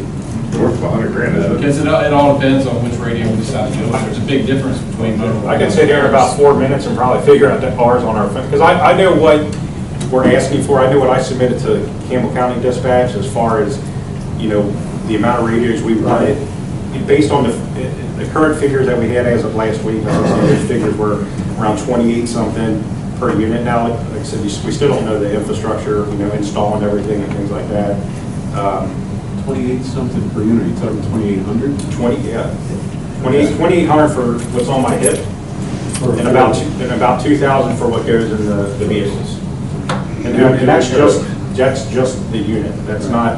Doesn't include the base unit. It doesn't include them coming in, programming, and, I mean, programming is minimal, it's like $100. They're still going back and forth. Alexandria Fire Department just had Harris was out there for people to come in and just look at the products that they have and test them out. So they're a lot cheaper than overall. I would like though, for both of these, to try and give us a ballpark figure, because we are in the middle of figuring out our budget. And if we have to look at putting some money in our budget now, please give us an idea.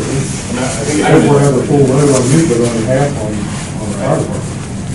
And yeah, I could knock that figure out tonight when I get back.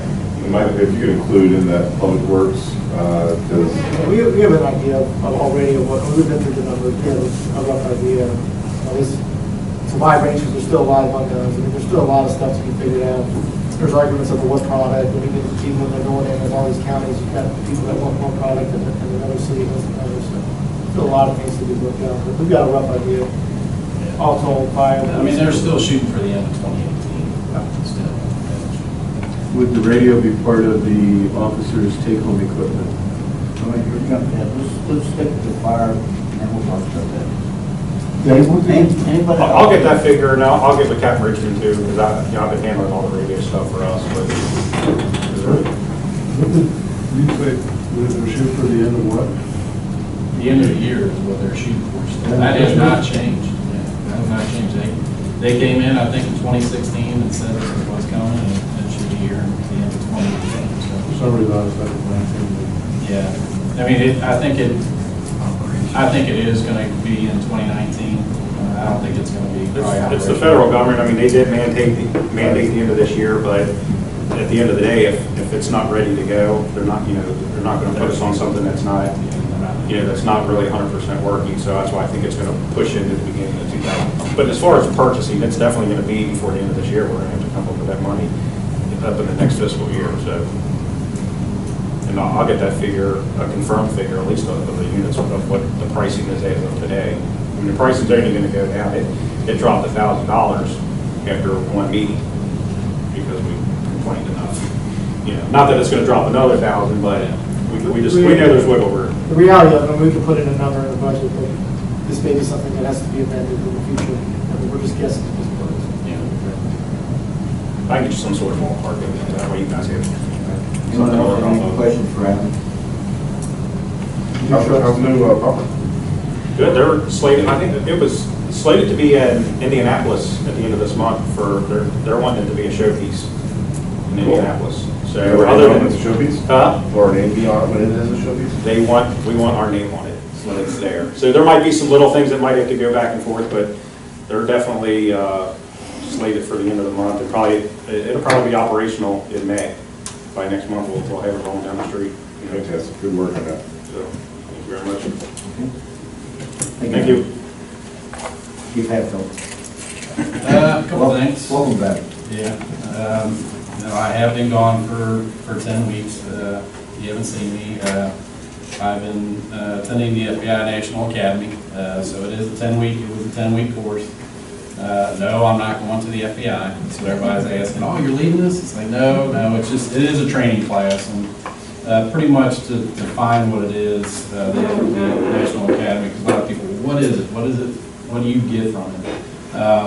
Basically, the FBI National Academy puts on a professional course of study, and that's for U.S. Police and international law enforcement leaders that serve to improve the administration of justice in police departments and agencies at home and abroad, and to raise law enforcement standards, knowledge, and cooperation worldwide. That's one thing, and their mission is to support us to promote and enhance the personal and professional development of law enforcement leaders by preparing them for complex, dynamic, and contemporary challenges through innovative techniques, the newest things that are going out there, facilitation, excellence in education and research, and just forging partnerships. So I did graduate March 16th, 223 individuals through men and women from 48 states. We had 18 international countries, 5 military organizations, and 5 federal civilian organizations. So a wide range of knowledge from all these people from all over the country and the world. So I want to thank the mayor for letting me go. Michael for allowing me to be away for 10 weeks. I want to thank Tony Baldwin, Lieutenant Baldwin, for filling in here at council, and we didn't have too much going on, which was pretty good. And I guess I should thank my wife and kids, because not only did, the city sacrifice me leaving for 10 weeks, my family did also. So, I mean, I did miss a lot. I missed basketball games and everything like that. So it was pretty difficult being away, but, I knew it needed to be done. So I appreciate you letting me go. So that meant a lot to me. But kind of the biggest thing is the FBI National Academy has been around since 1935. And I'm the first, I guess, chief to ever go through the city. So not only am I a member of the FBI family, but the city is too. So not only I benefit if we have critical incidents, anything that goes wrong in the city, the federal government and the FBI is available to us. So that is a big plus for the city of Dayton. So again, I want to say thanks to everybody for that. So while I'm saying thank you, I do want to say thanks. We had an incident that took place on Easter. And you didn't hear about it because nothing went wrong. The guys did a very good job. Our officers were called to a scene at the 1200 block of 5th for a male subject armed with a gun. And he was attempting to gain entry into his estranged wife's house, which he did. So we were able to take him into custody with no problems whatsoever. The gun was seized without shots being fired and taken into custody. So these officers did an amazing job. They don't get the kudos. Sometimes they get the blame on things that they do, which an incident took place when I was gone. Sometimes you don't get to hear about good things. So I want to give kudos to them. You'll have the totals for March, a very busy month. As you see, a lot of warrants served, a lot of activity by the officers. The officers are doing a really good job. A lot of drug arrests are coming into our city. In saying that, I sent you guys, I think Home Snacks did a survey of the 10 safest places in Kentucky. And when I was up here before I left to go to the academy, I kind of figured we were 48, ranked 48 out of 75 cities. And it was 75 cities with a population of 5,000 or more. I kind of figured we'd be in the 30s, something like that. So when this came out, the survey came out, we were 24. So we went from 48 to 24. So we're right in between Lakeside Park, Crestview Hills, and Fort Wright. I grew up in Fort Wright, so that's big. That's real big. And the three biggest movers was for sales. They moved 49 spots, Hazard 33, and out of 75 cities, we were third. We moved 24 spots. And I think that says a lot for, yes, the officers do, police department does a bulk of the work to provide safety, but I think that a lot of people are involved in this also, which, with building the ordinances and us going after the houses, nuisance properties, stays in, Bob and Main Street, bringing the businesses in. It's being done as a collective, and it really shows. And these are 2016 figures, so I think we'll probably be a little bit better next year. We might be higher up on that list, or lower, I guess you're going to say, on that list. But for us being at 24, where we used to be in those 70s. We were those cities. So to come down over the past couple of years to 24 is huge for the city of Dayton. So, and that also helps Bob brings in those businesses, people out walking, going to the restaurants and enjoying the flood wall and walking and all of that stuff and just feeling safe and being in a safe environment. So I just wanted to point that out. All the guys did a great job. And that's it. That's all I got. Good job, and thank you.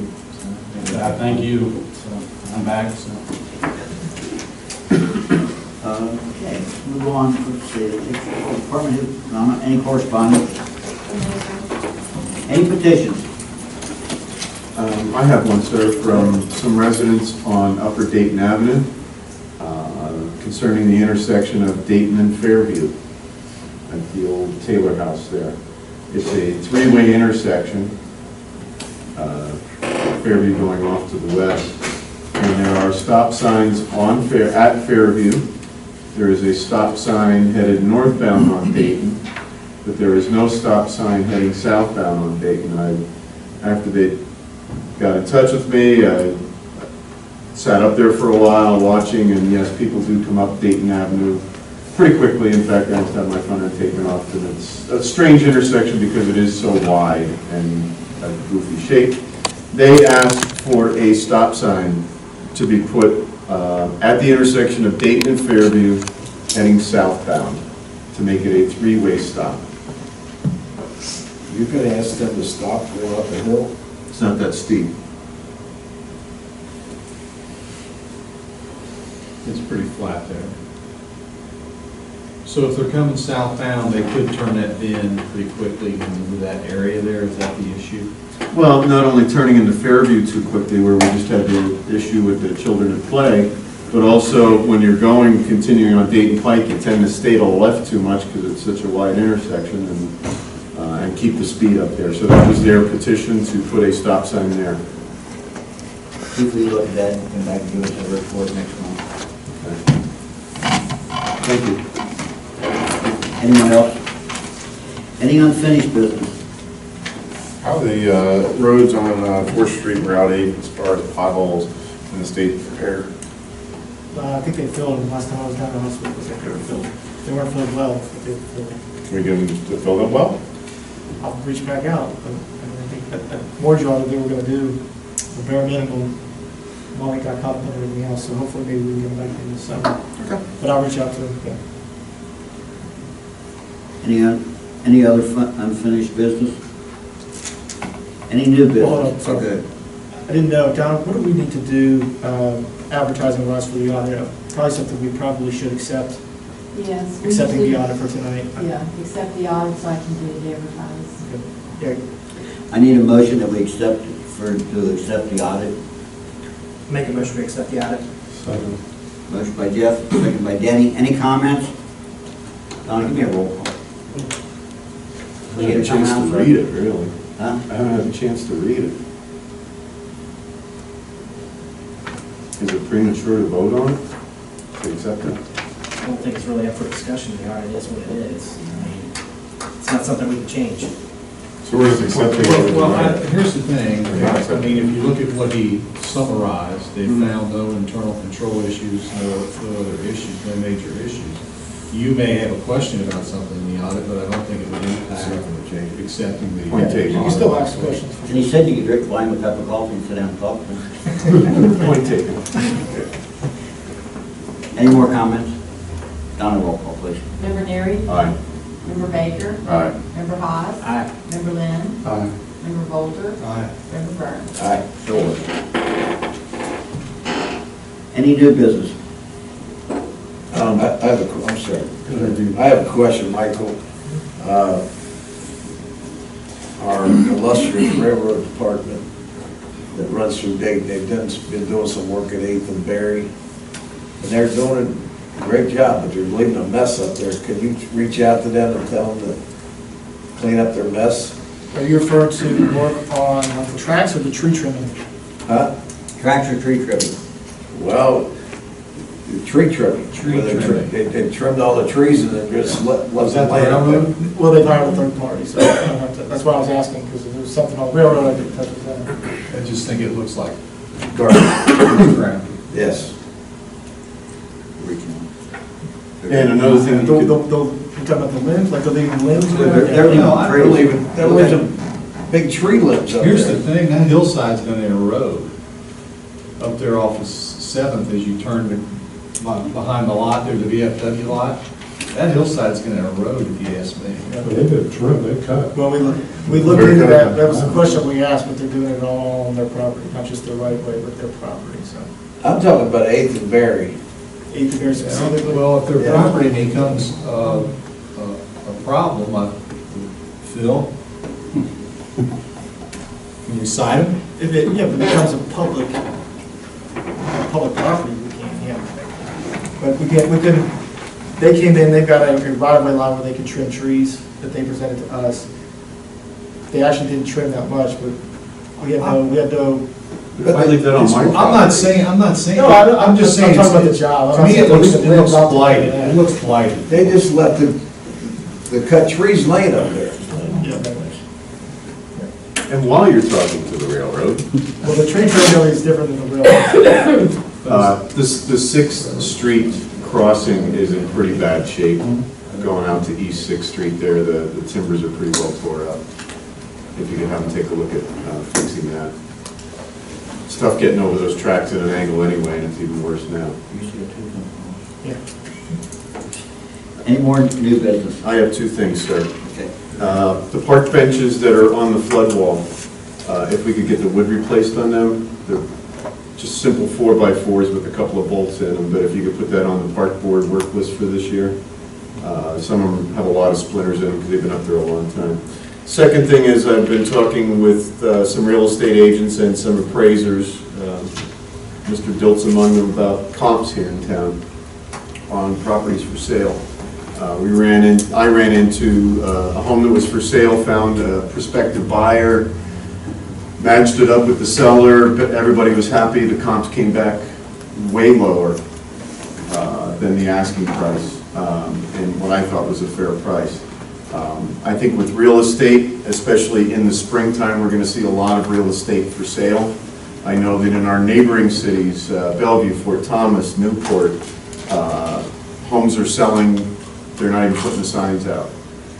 It's prime time for us to get some of these properties sold, whether they be vacant properties that we give them a kick in the pants to get it listed so that somebody can rehab it, or if it is an existing in good shape property, to make sure that the neighborhood around it is cleaned up, to make sure that anybody coming in doesn't think that they believe that it's a nice neighborhood. The comps can only help us with property values down the road, and I think that is our biggest issue. So between code enforcement and maybe with the Main Street Board of Economic Development to get some of these properties sold at the asking price rather than deeply discounted. Sounds good, but I don't know how you did it. I think we need to come up with ideas on how the city or a board or code enforcement can move towards that goal of getting our existing property values up. I know we're depending on a lot of the new developments coming in, but we got to be concerned about the core of the city that exists already. That's my point. That's all I have, sir. All right, thank you. Anyone else have any new business? Okay, we have no executive session tonight. I need a motion for adjournment. So moved. Motion by Jeff. Second. Second by Bill. All in favor? Aye. We're adjourned.